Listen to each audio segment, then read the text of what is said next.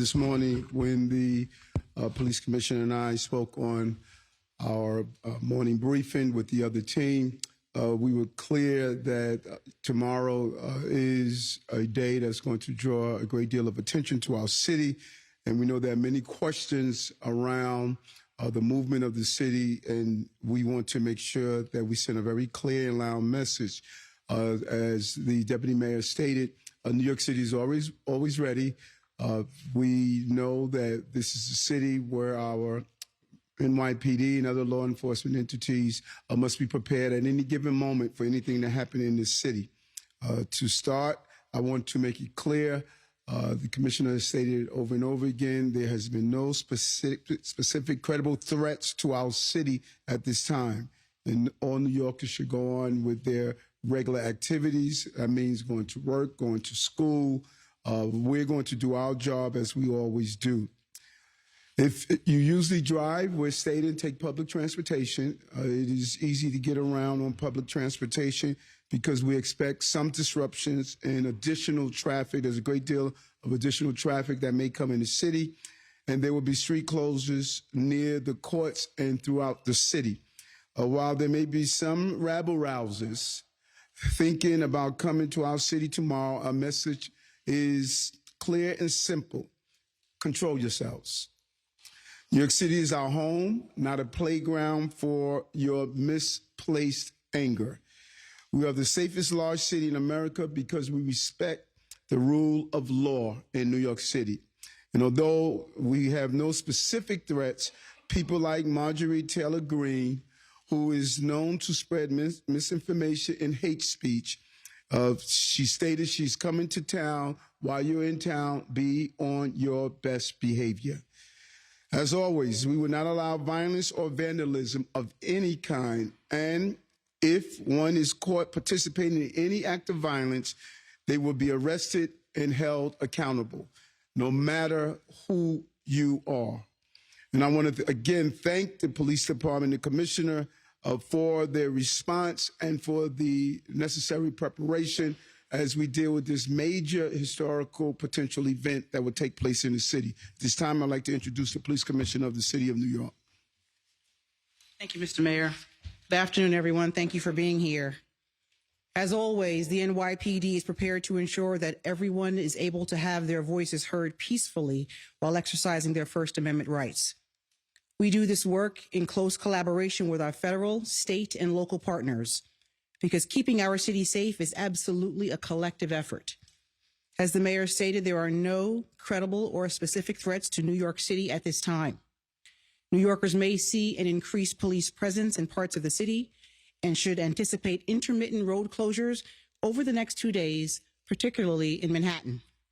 To avoid delays, I too urge everyone to use mass transit when possible. As I said, our job is to facilitate and safeguard the rights of people to express themselves and those going about their daily activities. But I will remind everyone that violence and destruction are not part of legitimate, lawful expression, and it will never be tolerated in our city. The people we serve know this, just as they know that the NYPD will be out there today, tomorrow, and every day to make sure that they are safe. Thank you. Mr. Mayor? Sure. Well, we'll take some questions. Commissioner, has Marjorie Taylor Greene or anyone else for that matter put forward a permit, and has anyone been granted? So the permitting is actually done through City Hall, but I will say that anyone who protests is expected to express themselves peacefully and orderly. Arrest, or has there been an arrest in the powder incident involving the Grant's office? That incident is still under investigation at this time. Commissioner or Mr. Mayor, have you noticed any movements at Port Authority or at the airport? Any influx of people that have been coming in that you've noticed that are coming here for this event? Any estimate on that, or have you not seen it? We value our relationship with our partners, and we're in constant communication with them. So if they do see an influx of people or something out of the ordinary, they will contact us. At this time, we don't see that happening, but we will have real-time information if that does occur. Does anyone have specifics? I don't know if this is a question for you, Commissioner, or the Mayor, about where it's, I know you said intermittent road closures, but can we expect at a certain point how many blocks around the courthouse would be closed? Was the FDR drive or any of the high movement? And will that information be shared with the public? So there are going to be rolling road closures. As I'm sure you can understand based on the sensitivity of it. It's going to be moving, but we will make sure we have enough officers to facilitate transport throughout the city. There is one area close to Trump Tower that will have a road that is closed just to facilitate his transport. But beyond that, there'll be rolling road closures intermittently through the city. We're trying to have minimal amount of intrusion into city life.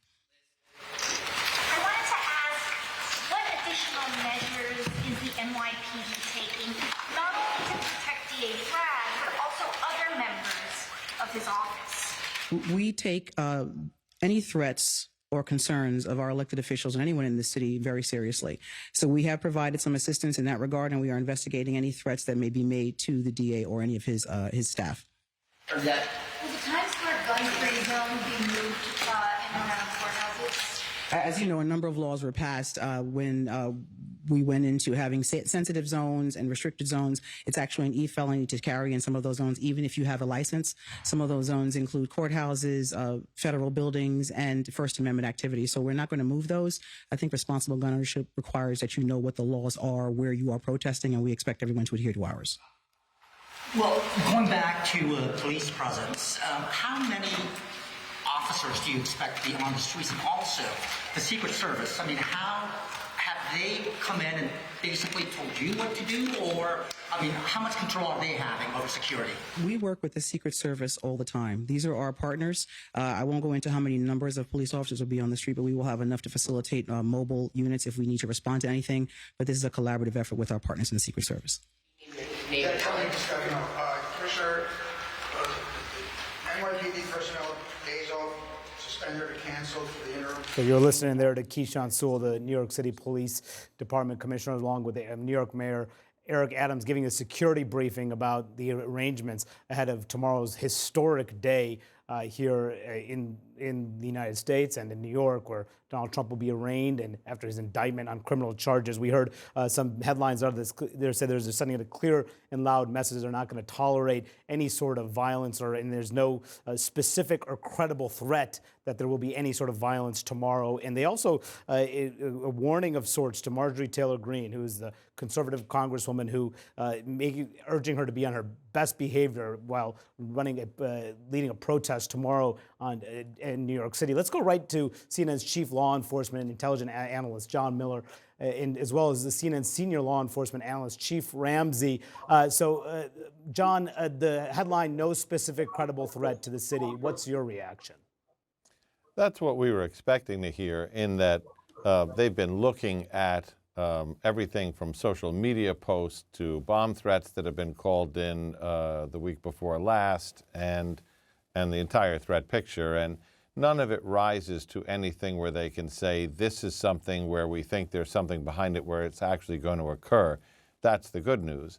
The important part from an intelligence standpoint is you have to understand that you're not going to know of every credible threat or what lurks in the shadows. So the bifurcated posture there is they're watching the threat traffic, but they're also prepared for the unknown.